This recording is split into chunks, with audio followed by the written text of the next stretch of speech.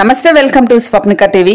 గత 2 దశాబ్దాలకు పైగా ఎన్నో పాటలు పాడి ఎందరో అభిమానులను సంపాదించుకున్న సింగర్ కల్పన ఆత్మహత్య చేసుకున్నారు. 2 రోజులుగా ఇంట్లోనే ఉన్న తనను గుర్తించి అక్కడి వాళ్ళు హాస్పిటల్ కైతే తీసుకుని వెళ్లారు. ప్రస్తుతం కల్పన గారు వెంటిలేటర్ మీద ఉన్నారు. అయితే మహాశివరాత్రి రోజు ఎంతో అబ్బురపరిచే పాటలు పాడి 2 రోజుల తర్వాత ఇలా విగత జీవిక వెంటిలేటర్ మీద కనిపించడం అభిమానులనే కాదు అలాగే ఇంట్లో వాళ్ళను కూడా భయభ్రాంతులకు గురి చేస్తుంది. ఫోన్ చేసినా స్విచ్ ఆఫ్ చేయడంతో తన రెండో భర్త అక్కడ ఉన్న వాళ్ళకి సమాచారం ఇవ్వడంతో ఆమెను ఇప్పుడు ఆసుపత్రిలో తీసుకుని వెళ్లారు. సో ఇక్కడ చూస్తున్న ఫోటోలు చూస్తే గుండె తరుక్కుపోతుంది. అయితే సింగర్ కల్పన ఎందుకు చనిపోవాలని అనుకుంది? శృంగార వేధింపులే కారణమా? మొదటి భర్తని ఎందుకు వదిలేసింది? రెండో పెళ్లి ఎప్పుడు చేసుకుంది? అతను అసలు ఏం చేస్తాడు? స్టార్ సెలబ్రిటీ అయినా పిల్లల చదువు కూడా డబ్బులు లేకుండా ఎందుకైంది? ఒంటరిగా ఎందుకుంటుంది? సింగర్ కల్పన జీవితం వెనుక చీకటి రహస్యాలేంటి? ఆ రోజు రాత్రి స్టార్ హీరోని కల్పన ఎందుకు కలిసింది? ఆ హీరోకి ఈమెకు సంబంధం ఏంటి? 3000కు పైగా పాటలు పాడిన కల్పనకి ఆర్థిక ఇబ్బందులు రావటం నిజమేనా? తల్లి, తండ్రి, తమ్ముడు, చెల్లి అందరూ సింగర్స్ అయినా పేదరికంలో ఎందుకు ఒంటరిగా మిగిలిపోయింది? ఈమెకి పరిస్థితి ఎందుకు వచ్చింది? క్లియర్ గా ఈ వీడియోలో తెలుసుకుందాం. ఎదుటి వారిని చూసి వాళ్ళకేంలే, సెలబ్రిటీ బాగా ఫేమస్, డబ్బులకు కొదవేమనుకుంటాం. ఇలా అనుకుంటేనే పప్పులో కాలేసినట్టే. కానీ సెలబ్రిటీ జీవితాల్లోనూ కష్టాలు ఉంటాయి, వాళ్ళకు కూడా కన్నీరుంటుంది, ఆర్థిక సమస్యలు కూడా ఉంటాయని చాలా మందికి తెలియదు.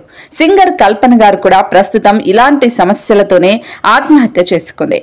కల్పన గారు బయటకి కనిపించినంత జోష్ గా తన జీవితం అయితే లేదు. చిన్నప్పటి నుంచి కష్టాలు పడుతూనే ఈ స్థాయికి వచ్చారు. కల్పన పూర్తి పేరు కల్పన రాఘవేంద్ర. ఈమె 1973లో తమిళనాడులోని చెన్నైలో పుట్టి పెరిగారు. ఈమె తండ్రి పేరు టిఎస్ రాఘవేంద్ర. తండ్రి కూడా ప్రముఖ నేపథ్య గాయకుడు. తల్లి పేరు సులోచన. ఈమె కూడా గాయకురాలే. కల్పనకు ఒక తమ్ముడు కూడా ఉన్నాడు. అతని పేరు షకీనా శాన్. ఇతను కూడా సింగరే. ఇలా ఇంట్లో అందరూ సింగర్సే. కల్పన గారు చెన్నైలో బీటెక్ తర్వాత మాస్టర్స్ ఆఫ్ కంప్యూటర్ అప్లికేషన్ చేసింది. ఆ తర్వాత మదురైలో టి శ్రీనివాసన్ దగ్గర శిక్షణ కూడా తీసుకుంది. కల్పన గారు తనకు 5 ఏళ్లున్నప్పుడే సాలూరి రావు సారిచే అనే కుటుంబ కథ సినిమాలో ఒక పాట కూడా పాడింది. అప్పటి నుంచి ఇండియాలోనే కాకుండా ఇతర దేశాల్లో కూడా తను సంగీత ప్రదర్శనలు ఇచ్చేది. సింగర్ గా మాత్రమే కాకుండా నటిగా, డబ్బింగ్ ఆర్టిస్ట్ గా చేశారు. చిన్నప్పటి నుంచే సింగర్ అవ్వాలని కోరిక ఉండేది. కల్పన తన కెరియర్ తమిళంలో మొదలుపెట్టినా తెలుగులో బాగా గుర్తింపు వచ్చింది. చాలా కష్టమైన పాటలను కూడా అలవోకగా పాడగల గొప్ప సింగర్ కల్పన గారు. అందుకే ఎస్పి బాలసుబ్రహ్మణ్యం గారు రాక్షసి అని ముద్దుగా పిలిచేవారు. ఎంతటి కఠోరమైన పాటలనైనా కూడా చాలా తేలికగా మంచినీళ్లు తాగినట్లు పాడేస్తావని ఎస్పి బాలసుబ్రహ్మణ్యం గారు ఎప్పుడూ ఈమెను మెచ్చుకునేవారు. కల్పన గారు బాలనటిగా తెలుగు చిత్ర పరిశ్రమలో అడుగుపెట్టింది. ఈమె సుమారు 3 ఏళ్ల వయసులో తొలిసారిగా ఈనాడు అనే మలయాళ చిత్రంలో నటించింది. బాలకృష్ణ హీరోగా సీతారామ కళ్యాణం అనే మూవీలో రాళ్లల్లో ఇసుకల్లో రాశాను ఇద్దరి పేర్లు అనే పాటలో బాలనటిగా కల్పన కనిపిస్తుంది. ఈ పాట ఎంత హిట్ అయిందో ప్రత్యేకంగా చెప్పాల్సిన అవసరం లేదు. ఇప్పటికీ ప్రేమ జంటలు ఈ పాట పాడుతూనే ఉంటారు. విఠాలాచార్య దర్శకత్వంలో వచ్చిన కామాక్షి కటాక్షం మూవీలో కూడా కల్పన గారు బాలనటిగా నటించారు. అలా చిన్నప్పుడే బాలనటిగా 30 సినిమాల్లో నటించారు కల్పన గారు. కల్పన గారు తెలుగు, తమిళం, కన్నడ, మలయాళం భాషల్లో 3000కు పైగానే పాటలు పాడారు. అందులో దాదాపు అన్ని సూపర్ హిట్ పాటలే. అలా వృత్తి జీవితం అద్భుతంగా సాగుతున్న తరుణంలో వ్యక్తిగత జీవితం మాత్రం అస్సలు బాగాలేదనే చెప్పాలి. కల్పన గారికి 25 ఏళ్ల వయసులోనే పెళ్లి జరిగింది. పెళ్లైన సంవత్సరానికే కూతురు పుట్టింది. అయితే పెళ్లైన 3 ఏళ్లకే ఇంట్లో గొడవలు రావడం మొదలయ్యాయి. ప్రతిరోజు గొడవ పడటం కంటే కూతురి కోసం విడిపోవడమే బెటర్ అని అలా 2010లో మొదటి భర్తకు విడాకులిచ్చింది కల్పన. విడాకులయ్యాక అవకాశాలు లేక ఆర్థికంగా చాలా ఇబ్బంది పడింది. ఇంట్లో అడగలేదు, అందుకే ఆత్మహత్య చేసుకోవాలని అనుకుంది. ఆ టైంలో సింగర్ చిత్రమ్మ కల్పన గారికి ఓదార్పు ఇచ్చారు. అవకాశాలు మన దగ్గరికి రావు, మనమే అవకాశాల దగ్గరికి వెళ్ళాలి అని సపోర్ట్ చేసింది. అప్పుడు మలయాళంలో స్టార్ సింగర్స్ పోటీ నడుస్తుంది. అప్పుడు ఆ పోటీల్లో పోటీ చేయమని చిత్రమ్మ చెప్పడంతో కల్పన గారు ఆ పోటీల్లో పాల్గొన్నారు. అప్పటికి కల్పన గారికి మలయాళం రాదు. ఆ పోటీల్లో గెలిస్తే ₹1 కోటి బహుమతి ఉంటుంది.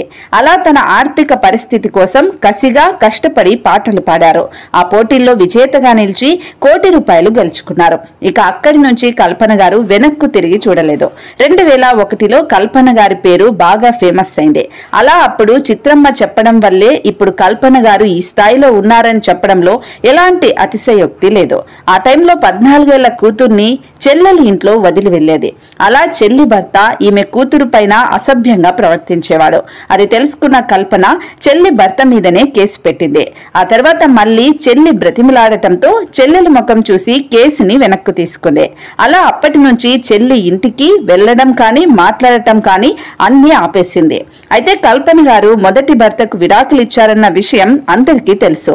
కానీ రెండో పెళ్లి చేసుకుందన్న విషయం మాత్రం ఎవ్వరికీ తెలీదు. ఎందుకంటే రెండో పెళ్లి చేసుకున్న అతను ఒక క్రిస్టియన్, అందులోనూ కేరళకు చెందిన ఒక పాస్టర్. కల్పన గారు ఒక బ్రాహ్మణ కుటుంబంలో పుట్టారు. రెండో పెళ్లి కోసం క్రిస్టియన్ మతంలోకి మారారు. ఇదే బంధువులకు స్నేహితులకు తెలిస్తే దూరం పెడతారని భయపడింది. ఎవరికీ తెలియకుండా మేనేజ్ చేసింది కల్పన. పిల్లలను చెన్నైలో రెండో భర్త దగ్గర వదిలేసి చదువులు కూడా అతనే చూసుకునేవారట. కల్పన గారు మాత్రం హైదరాబాద్ లో ఒక్కరే ఉండేవారు. రెండో పెళ్లి విషయం దాచిపెట్టి కేవలం పిల్లల గురించి వారి చదువు గురించి అందరికీ చెప్పేదే. రెండో భర్త వల్ల కల్పన గారు 2 ఆడపిల్లలను కన్నారు. ఆ పిల్లలు కూడా భర్త దగ్గరే ఉండేవారు. అప్పుడప్పుడు వెళ్లి చూసి వచ్చేది. కల్పన మొదటి భర్త పేరు కార్తిక్. ఇతను ఒక సాఫ్ట్వేర్ ఇంజనీర్. పెళ్లైనప్పటి నుంచి కల్పన గారిని విదేశాలకు రమ్మని, పాటలు పాడమని, అక్కడికి రావాలని, మానేయమని చెప్పేవాట.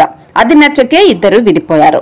ఇప్పుడు మొదటి భర్త ఎక్కడున్నాడో ఎవరికీ తెలియదు. రెండో పెళ్లయ్యాక భర్త ఫోటో ఒక్కటి కూడా సోషల్ మీడియాలో పోస్ట్ చేయలేదు, బయటకు కూడా చెప్పలేదు. హైదరాబాద్ లోని నిజాంపేట్లో కల్పన గారు ఒంటరిగా ఉంటున్నారు. 3 కూతుర్లున్నా కూడా ఒక్కరితో కూడా కలిసి ఉండట్లేదు కల్పన. భర్త దగ్గర పిల్లలు పెరుగుతున్నారు. పిల్లల చదువులు, సౌకర్యాలు మొత్తం రెండో భర్తే చూసుకుంటున్నాడు. అయితే కల్పన గారికి రెండో భర్తకు కూడా చిన్నపాటి గొడవలు ఉన్నట్లు తెలుస్తుంది. రెండో భర్త కూడా చెన్నైకి వచ్చేయమని రెండో భర్త పిల్లలు అడిగేవాళ్ళట. లేదు, నేను హైదరాబాద్ లోనే ఉంటాను, మీరే ఇక్కడికి రండి అని కల్పన గారు అనేవాళ్ళట.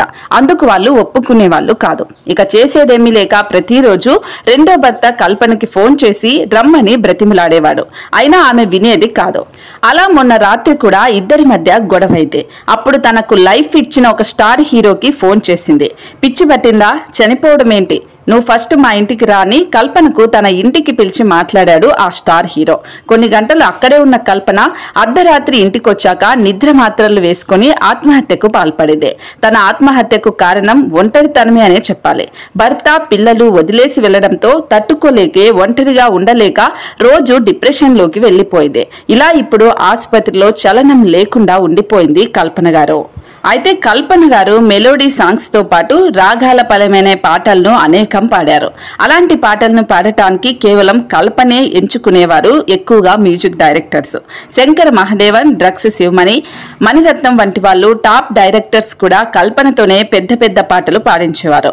1999లో మణిశర్మ దర్శకత్వంలో మనోహరం అనే తెలుగు సినిమా కోసం మంగళగౌరి పాట కోసం ఆమె స్వరాన్ని ఇచ్చినప్పుడు కల్పనకు మంచి పేరు వచ్చింది. ప్లేబ్యాక్ గాయకులు, స్వరకర్తలు AR Rahman, Ilaiyaraaja, SP Balasubrahmanyam, KV Mahadevan, KS Chithra ఇలా ఎంతో మంది స్వరకర్తలు, గాయకులతో కలిసి పనిచేశారు. ఈ మధ్య ఆమె ఈటీవీ, జెమినీ టీవీ, మా టీవీతో చాలా అనుబంధాన్ని కూడా పెంచుకున్నారు. ముఖ్యంగా ఈటీవీ నిర్వహించే ప్రతి పాటల ప్రోగ్రాంలో కల్పన పాటలు ఖచ్చితంగా ఉండేవి.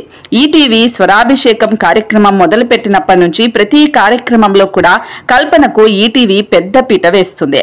అయితే రామోజీరావు కూడా కల్పన అంటే చాలా గౌరవించేవాళ్ళు. మా టీవీలో బిగ్ బాస్ షోలో కూడా కల్పన గారు మంచి పేరు తెచ్చుకున్నారు. అలాగే కల్పన గారికి ప్లేబ్యాక్ సింగర్ గా నంది అవార్డు కూడా 2013 సంవత్సరంలో అందుకున్నారు. అలా సింగర్ కల్పన గారు ఒక ఇంటర్వ్యూలో పాల్గొని ఆ ఇంటర్వ్యూలో కూడా జీవితంలో ఎదురైన పరిస్థితుల గురించి ఈటీవీలో చెప్పారు. గత 25 ఏళ్లుగా పాటలు పాడుతూనే ఉన్నాను, కానీ 2010 నుంచి దూరంగా ఉంటున్నారు.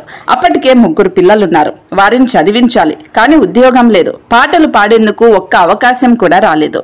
ఏం చేయాలో తెలియని పరిస్థితిలో ఆత్మహత్య చేసుకోవాలని అనుకున్నానని అప్పట్లోనే చెప్పారు.